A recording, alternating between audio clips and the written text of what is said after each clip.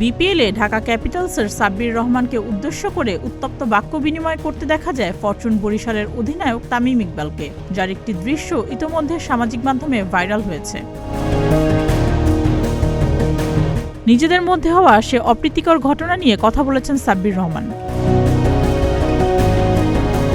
সাব্বির বলেন, মাঠের মধ্যে যে ঘটনাই হোক, এটি মাঠের মধ্যেই শেষ হয়ে যায় আমাদের। তামিম ভাই আমার সিনিয়র বড় ভাই, এরকম ক্রিকেটার বাংলাদেশে আসবেও না আমি জানি। ওনার হিট অফ দ্য মোমেন্টে এটা হয়ে গেছে, আমি কিছু মনে করিনি। ওনার সঙ্গে আমার সম্পর্ক খুবই ভালো, আশা করছি সম্পর্কটা চিরস্থায়ী থাকবে।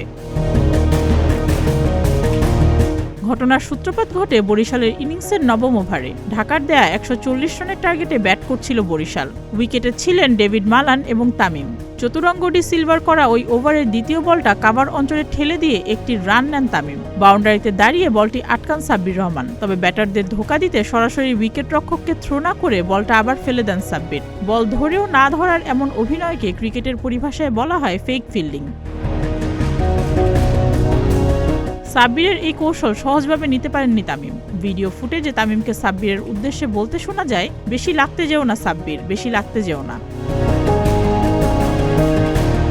এই ঘটনার পরে আরও কিছু বলতে শোনা যায় তামিমকে, কিন্তু সেসব কথা স্পষ্ট বোঝা যায়নি। ঘটনার পরও সাব্বির উত্তেজিত হন, তবে ঢাকা ক্যাপিটালসের অধিনায়ক থিসারা পেরেরা এসে সাব্বিরকে শান্ত করেন। সুস্মিতা, প্রতিদিনের বাংলাদেশ।